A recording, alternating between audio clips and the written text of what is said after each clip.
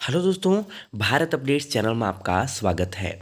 और दोस्तों आज है 6 अक्टूबर 2021 और आज की 13 इंपॉर्टेंट अपडेट्स यहाँ पर आप सभी के लिए लेकर मैं यहाँ पर आ चुका हूँ। तो चलिए दोस्तों जल्दी से शुरू करते हैं पहले अपडेट्स के साथ। तो ये रही, हिमाचल में 24 घंटों में आए कोरोना के 155 नए केस, 161 हुए ठीक। हमीरपुर में 44, कांगड़ा में 41, मंडी में 31, शिमला में 19, बिलासपुर में 11, कुल्लू में 6, ऊना में 3।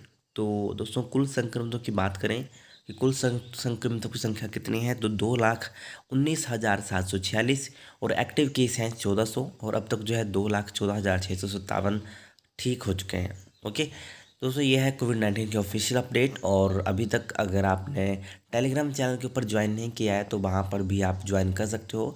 जितने भी पीडीएफ नोटिफिकेशन वगैरह होते हैं मैं वहीं पर अपलोड करता हूँ, ठीक है। तो टेलीग्राम चैनल का नाम है भारत अपडेट्स, वहाँ पर भी आप विजिट कर लीजिएगा। चलिए नेक्स्ट अपडेट ये रही, निजी शैक्षणिक संस्थान जांच में बाधक बने तो दर्ज होगा मामला। तो प्रदेश के 451 निजी कॉलेजों और विश्वविद्यालयों में शिक्षा की गुणवत्ता जांचने के लिए गठित टीमों के काम में बाधक बनने वाले निजी संस्थानों पर हाईकोर्ट की अवमानना का केस चलेगा। हिमाचल हाईकोर्ट की वर्ष 2014 में आई जजमेंट के आधार पर राज्य शिक्षण संस्थान विनियामक आयोग ने मंगलवार से जांच शुरू कर दी है। 12 बिंदुओं पर जांच की जानी है।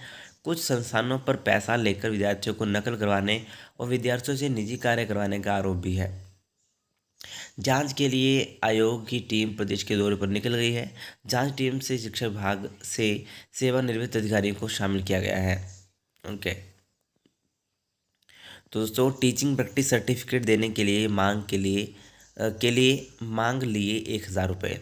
तो प्रदेश के निजी बीएड कॉलेज प्रबंधन पर कोरोना संकट के दौरान विद्यार्थियों को बिना टीचिंग प्रैक्टिस करवाए उसका सर्टिफिकेट देने के लिए 1,000 रुपये की मांग करने का आरोप भी लगा है। सितंबर अंत के में जो है आयोग के पास जिला शिमला के एक बीएड कॉलेज को इसको लेकर शिकायत जो है की गई है। शिकायतकर्ता का कहना है कि कॉलेज प्रबंधन की ओर से कहा गया था कि कोरोना संकट के बीच अगर टीचिंग प्रैक्टिस करने में समस्या पेश आ रही है तो उसके लिए 1,000 रुपये देने पर सर्टिफिकेट दे दिया जाएगा।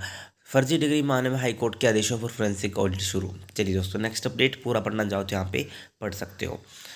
हिमाचल में 15 अक्टूबर से होगी धान की खरीद। तो प्रदेश के किसानों को न्यूनतम समर्थन मूल्य का लाभ देने के लिए प्रदेश सरकार भारतीय खाद्य निगम माध्यम से जो है धान की खरीद करने जा रही है। इसको लेकर पामटा साहिब, ऊना, नालागढ़, रियाली, फतेहपुर, अनाज मंडी के तेहपुर और फतेहपुर और तिवरा इंदौरा में मंडियां खोली जा रही हैं। प्रदेश में धान खरीद आरंभ होने की संभावित तिथि 15 अक्टूबर है। प्रदेश में किसानों से धान की खरीद जो है ऑनलाइन पोर्टल के माध्यम से की जानी है, जिसे खाद्य नागरिक आपूर्ति विभाग की ओर से एनआईसी के साथ मिलकर तैयार किया गया है। किसान 7 अक्टूबर के बाद प्रोक्यूरमेंट पोर्टल पर अपना पंजीकरण कर सकते हैं। खाद्य आपूर्ति मंत्री राजेंद्र गर्ग ने बताया कि प्रदेश के किसानों को उनकी धान की फसल की सही कीमत मिल सके, इसके लिए प्रदेश सरकार की ओर से यह खरीद की जा रही है। ओके, चलिए नेक्स्ट अपडेट ये रही, डिजिटल क्रांति की दौड़ में रफ्तार नहीं पकड़ पाया कांगड़ा बैंक। एटीएम में नहीं चलता दूसरे बैंक का कार्ड, गूगल पे और ना फोन पे की सुविधा। तो दोस्तों यहाँ पे बात हो रही है कांगड़ा बैंक की। तो प्रदेश के दूर दराज क्षेत्रों में बेहतर सुविधाएं देने का दावा करने वाला कांगड़ा केंद्रीय सरकारी बैंक डिजिटल युग के आसपास भी नहीं है। डिजिटल युग की दौड़ में बैंक रफ्तार नहीं पकड़ पाया है। बैंक के अपने ही ग्राहकों को कई सुविधाएं नहीं मिल रही हैं। उनको कोई उपभोक्ता अपना गूगल अकाउंट बनाना चाहे या फ़ोन पे करना चाहे तो बैंक की दोनों ही सुविधाएं जो हैं उसके लिए नहीं है। यही नहीं, बैंक की ओर से लाखों रुपए खर्च कर अपने एटीएम लगाए जा रहे हैं, लेकिन यह एटीएम शोपीस बनकर रह गए हैं। इस बैंक के एटीएम से अगर कोई दूसरे का बैंक का एटीएम कार्ड डालकर पैसा निकालना चाहे तो नहीं निकलते हैं। डिजिटल युग में हर कोई गूगल या फ़ोन पे का प्रयोग करता है, लेकिन इस बैंक में जिसका भी खाता है उसके लिए यह सब बेकार है।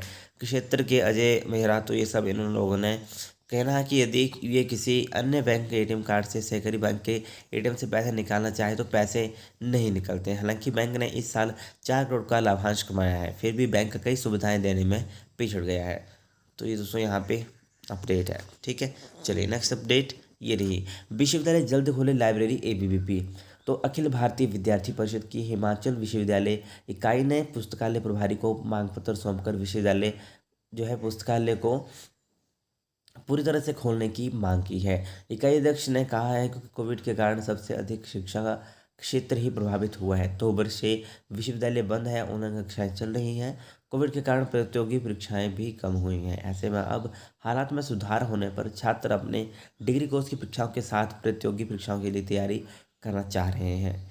तो अभी विश्वविद्यालय का पुस्तकालय जो 50% क्षमता के साथ खोला है, उसे पूरी क्षमता के साथ खोला जाए, ये यहाँ पर मांग जो है इनके द्वारा की गई है। ओके, चलिए नेक्स्ट अपडेट ये रही। नेशनल हाईवे के गड्ढे भरने के लिए सरकार ने NHAI को लिखा पत्र। तो अधीक्षण अभियंता को लगातार NHAI के संपर्क में रहने के जारी किए निर्देश। तो वाहनों की सबसे ज़्यादा आवाजाही रहती है शिमला मटोर नेशनल हाईवे पर। तो यहाँ पर जो है शिमला मटोर नेशनल हाईवे पर सफ़र करना जोखिम भरा है।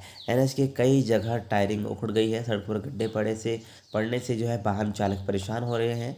प्रदेश सरकार ने नेशनल हाईवे की दशा सुधारने के लिए national highway authority of India को पत्र लिखकर इसे सुधारने की मांग जो है की है। सरकार ने नेशनल हाईवे के अधीक्षक अभियंता को भी NHAI से लगातार संपर्क करने को कहा है। लोक निर्माण विभाग के प्रधान सचिव ने भी इस नेशनल हाईवे का जायजा लिया है। ओके, चलिए दोस्तों नेक्स्ट अपडेट ये रही। आज से मौसम साफ, दो तीन दिन में विदा होगा मानसून। हिमाचल में इस सीजन सामान्य से 10% कम बारिश रिकॉर्ड। मौसम बदलने से सुबह शाम बड़ी ठंड। केलांग में 3.9 पहुंचा न्यूनतम पारा। शिमला के सुहावने मौसम में घुड़सवारी करते बच्चे। तो हिमाचल प्रदेश में 2 से 3 दिन के भीतर मानसून विदा होगा। 13 जून को मानसून ने प्रदेश में प्रवेश किया था। मानसून सीजन के दौरान अभी तक सामान्य से 10% कम बारिश रिकॉर्ड हुई है। बुधवार से पूरे प्रदेश में मौसम साफ रहने का पूर्वानुमान है। धूप खिलने से अधिकतम तापमान में बढ़ोतरी दर्ज होने की संभावना है। बाकी दोस्तों आप यहाँ पे देख सकते हो। ठीक है, नेक्स्ट अपडेट ये रही। छात्रवृत्ति घोटाले की जांच के लिए टाहलीवाल में CBI ने दी दबिश। चलिए दोस्तों नेक्स्ट अपडेट। विश्वविद्यालय ने बदला फ्रेंच सर्टिफिकेट कोर्स के लिए होने वाली परीक्षा का शेड्यूल। दोस्तों HPU तरफ से अपडेट है, तो या शायद मैं आपको कल बता चुका हूँ। तो यहाँ पे जो है ये चेंज किया गया है सर्टिफिकेट इन फ्रेंच कोर्स का शेड्यूल। अब इस कोर्स की परीक्षाएं 18 से 21 अक्टूबर को होंगी। इसकी विश्वविद्यालय की वेबसाइट पर जानकारी उपलब्ध है और मैं टेलीग्राम के ऊपर आपको अपलोड करवा चुका हूँ। इसके साथ MCOM प्रथम और तृतीय सेमेस्टर की परीक्षाओं का टाइम टेबल जारी कर दिया है। इस वेबसाइट पर भी आप चेक कर सकते हो। विश्वविद्यालय में 13 अक्टूबर 5 नवंबर को अवकाश। तो इसके लिए अधिसूचना जारी की गई है।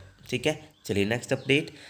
MA एजुकेशन की परीक्षाएं 18 अक्टूबर से शिमला हिमाचल प्रदेश विश्वविद्यालय की MA एजुकेशन के पहले तीसरे सेमेस्टर की नियमित परीक्षाएं 18 अक्टूबर से करवाएगा। परीक्षाएं 26 अक्टूबर तक चलेंगी और प्रथम और तृतीय वर्ष की इलेक्टिव परीक्षाएं 27 अक्टूबर से 3 अक्टूबर तक चलेंगी।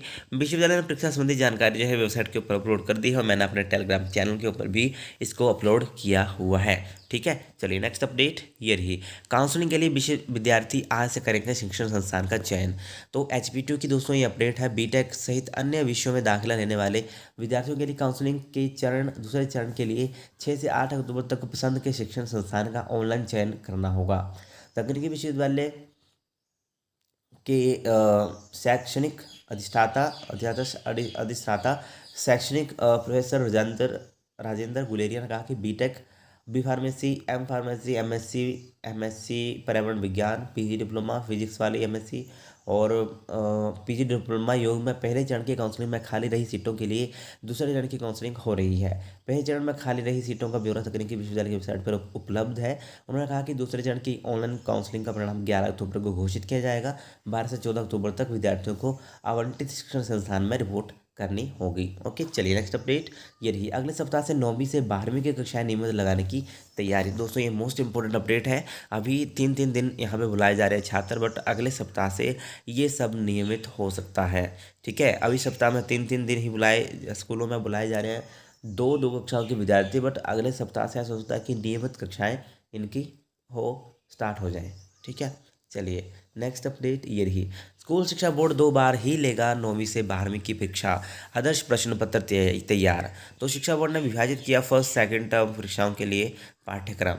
तो अभी जो है साल में 2 बार ये परीक्षाएं लेगा HP बोर्ड और साथ ही टर्म 1 के लिए आदर्श प्रश्न पत्र तैयार कर बोर्ड की वेबसाइट पर अपलोड कर दिया गया है, ताकि छात्रों को किसी प्रकार की दिक्कत पेश ना आए।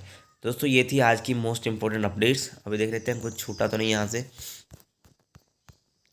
एक बार नहीं हो गया, सब ही हो गया है ना, सब मैंने आपको बता दिया है। तो ये थी दोस्तों आज की इंपॉर्टेंट अपडेट्स। वीडियो अगर अच्छे लगे तो लाइक शेयर, चैनल को सब्सक्राइब जरूर करिएगा मेरे लेटेस्ट अपडेट्स के लिए। Thank you.